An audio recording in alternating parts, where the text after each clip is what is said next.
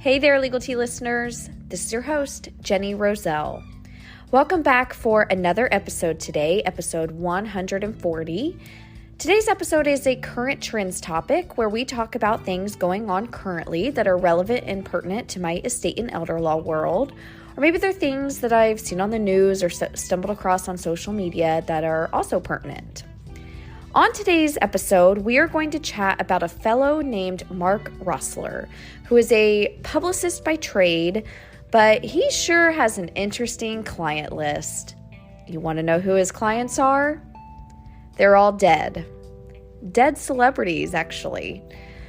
Or, as some like to call them, celebrities. Mark is the founder of CMG Worldwide, which according to the Guardian article that inspired this episode, CMG has represented 3,000 deceased entertainment, sports, music, and historical personalities.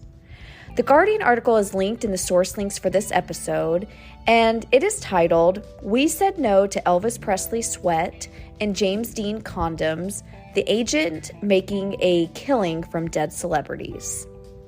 With that kind of title, I was hooked. Let's talk a little bit about Mark first. When I started researching and writing this episode, I kept finding more and more small world connections as I learned more about Mark.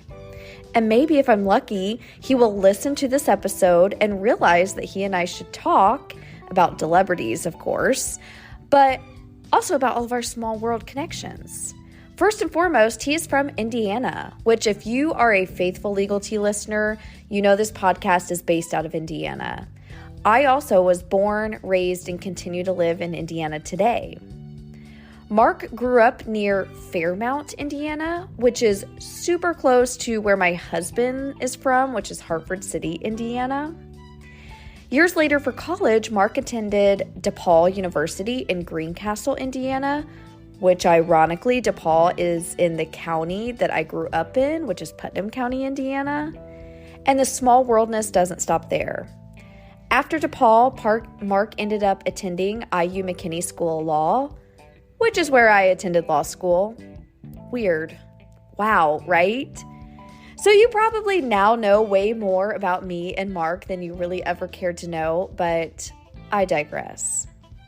So Mark founded his company, CMG Worldwide, in 1981. But before that, interestingly, he actually started his own roofing company to help fund his law school education. And the Guardian article said that he enjoyed it so much that he considered remaining in that field.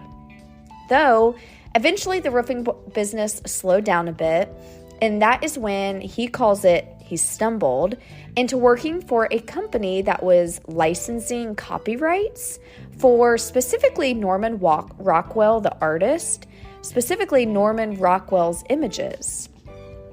After that, he landed a job with Elvis Presley's Graceland, where he ended up representing the Elvis Presley estate in a dispute between the tourist attraction Graceland and the Elvis Presley's former manager, Colonel Tom Parker. And that was Mark's first client, Elvis Presley. And as the Guardian article says, not a bad first client to have. That really made Mark, start to think about kind of other dead celebrities and wondered if there was a legitimate opportunity there. As I mentioned earlier, Mark grew up in Fairmount, Indiana, which if you have any idea, anything about Fairmount, Indiana, it's probably affiliated with James Dean. Yes, the James Dean. James Dean was not only buried in Fairmount, but he also grew up really close to Fairmount, Indiana. So you want to know where or who was Mark's second client? James Dean's estate. So sure, not a bad second client either, right? After going 2 for 2 on big names like Elvis Presley and James Dean, he started registering for trademarks for his clients' names and some of their most famous images. And Mark even started working with various states, governments, because every state had different laws around people protecting their names and likeness. Fast forward to today, he has many, many big name clients, or many celebrities as clients. He just recently signed Albert Einstein, and a few others in his client base are names like Neil Armstrong, Aaliyah, Rosa Parks, Burt Reynolds, Sugar Ray Robinson, Ingrid Bergman, Alan Turing, Maya Angelou, Malcolm X, just to name a few. And like I mentioned earlier, Mark's company has represented around 3,000 dead celebrities. Interestingly, just like everything in this world, his world too is also changing and adapting to technology, specifically like artificial intelligence. And actually, Mark shared in the Guardian article that his company recently acquired an interest in a tech company called Worldwide XR, which really gets into like holograms and augmented reality. And Mark stated, quote, "So suddenly people like James Dean can star in movies again and appear in ads," which is crazy and wild, right? Tim, who is actually the author of this Guardian, the Guardian piece, Tim, the author, asked Mark, "Does it ever seem strange on some ethical level to be working with people from beyond the grave? After all, we can never know if they would have approved of what's being done in their name." Well, Mark responded, and he said, quote, "You know, James Dean had a famous quote, 'If a man can bridge the gap between life and death, if he can live on after he's dead, then maybe he was a great man.' So I think he would be happy that future generations continue to be inspired by his work. Obviously, these celebrities have gone to great lengths during their lifetime to protect their legacy, so wouldn't want it to get abused. That's why it's important to have somebody continue to handle it, and that's what we tried to do," end quote. And he further shared that part of his job is really about like managing the dead celebrity, the celebrity, to ensure that all opportunities are considered and also to shy away from ones that will really put them in an unfavorable light. For example, he shared a story about how someone was wanting to do a theme park in Japan that was like James Dean theme. And Mark said, quote, "We didn't think it would be successful, and you don't want to be married to a failure. You could guide a celebrity down the wrong path, make a couple of flops, and tank their reputation," end quote. And that's really an excellent point. You know, I have talked about here on Legal Tea before, specifically on the celebrity estate planning episodes mainly, about how celebrities often continue to make money after they die. And sometimes they are even wildly successful after they die. And the Guardian article actually mentions that nowadays, just to kind of name a few, Michael Jackson and Elvis Presley, their estates earn around $100 million each year. Dr. Seuss earns around $40 million each year. Prince is like $30 million each year. So you can imagine something big, something bad happening to big names that earn money, that money could cease or could decrease. And Mark and his company, CMG, attempt to avoid that.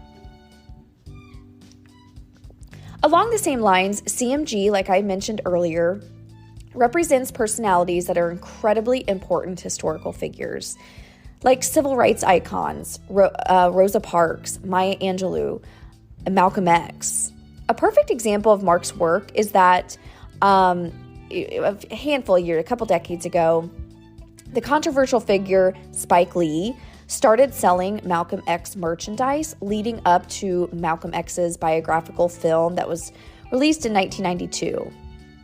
Well, Mark and CMG, on behalf of Malcolm X, got into a legal dispute with Spike Lee, and at the conclusion of the lawsuit, Mark and CMG were successful in their argument, stating that Malcolm X's widow, not Spike Lee, controlled the rights.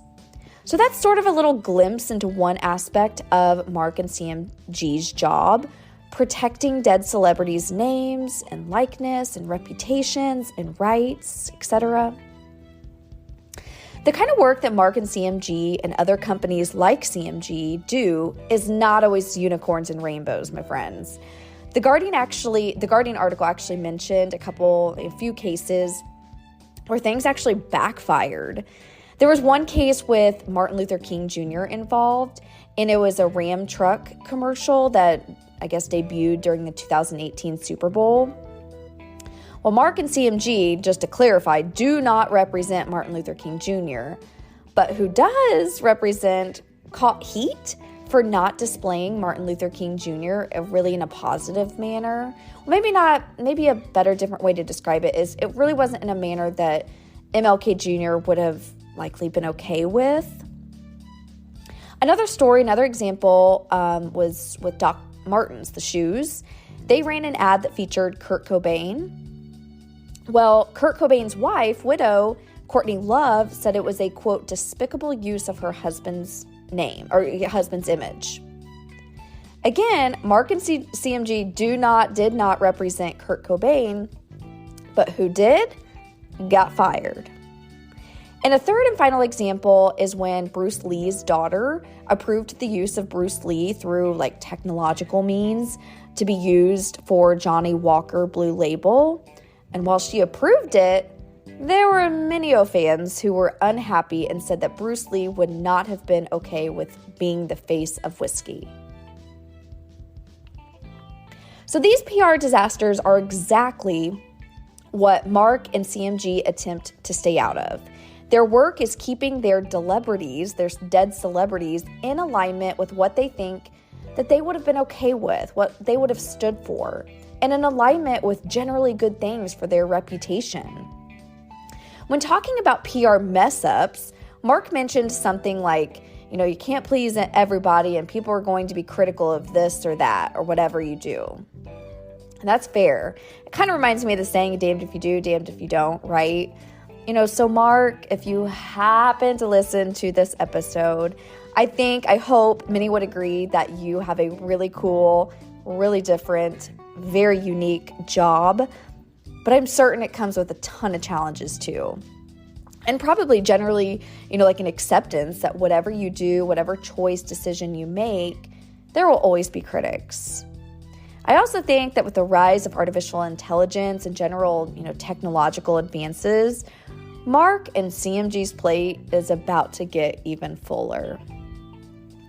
Alrighty, let's wrap up this episode, shall we? Next week, we are back to the celebrity estate planning type of episode. And during those type of episodes, we dive into a celebrity or big name, celebrity person that has passed away and really go into how their estate looked from an estate planning perspective. Well, next week's episode is about George Carlin's estate. Now, George Carlin, he's the comedian, the actor, etc. It will be a phenomenal follow-up to this episode because would you believe me if I told you that his estate actually sued someone over their use of artificial intelligence and George Carlin? So it's crazy amazing follow-up to this episode today. So tune in to that episode next week, Legal Tea listeners. Talk to you then and stay well.